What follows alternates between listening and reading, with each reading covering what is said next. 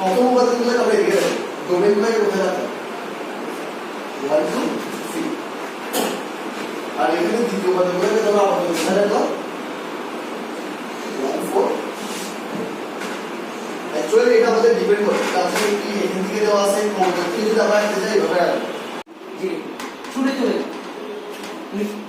চলে যায় বলতে কি ওরা তোমার অনুকরণের মধ্যে ইলেকট্রন প্রোটন নিউট্রন একদম ক্ষুদ্র এককে যদি দাও একটা পরমাণুকে ভাঙলে দুটো জিনিস পাওয়া যায়, কিছু নিউক্লিয়াস আর নিউক্লিয়াস চার্জ হচ্ছে নিউক্লিয়াসে কে থাকে প্রোটন আর নিউট্রন। এই প্রোটন নিউট্রনগুলো হচ্ছে প্রচুর শক্তি সম্পন্ন।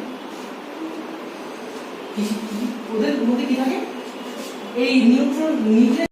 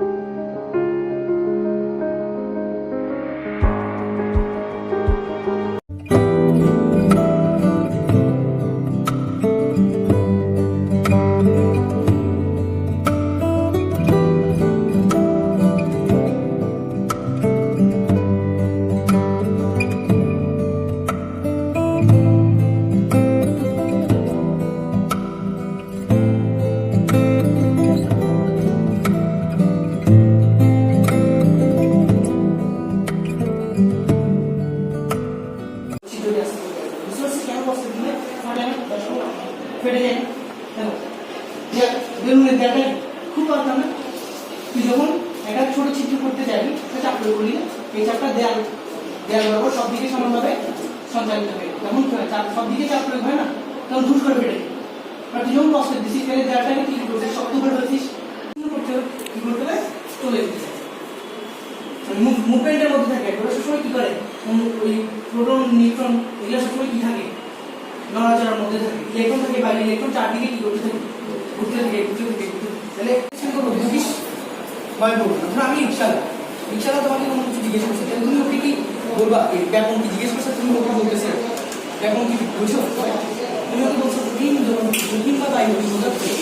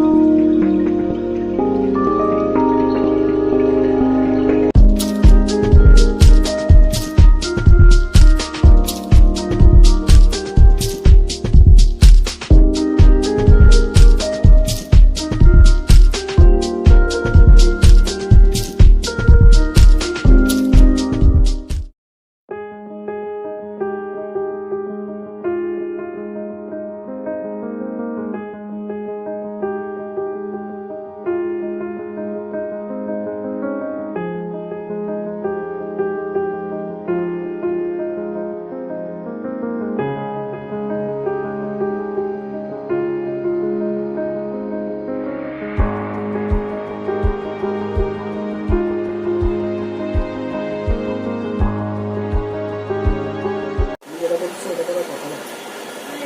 আর গতিশক্তি তো একটা আছে, তুমি যত উচ্চতা থেকে ফেলবো তত উচ্চতা ততটুকু দিতে হবে, ক্লাস 1 শুরু করে বসে গেছো। আর এখন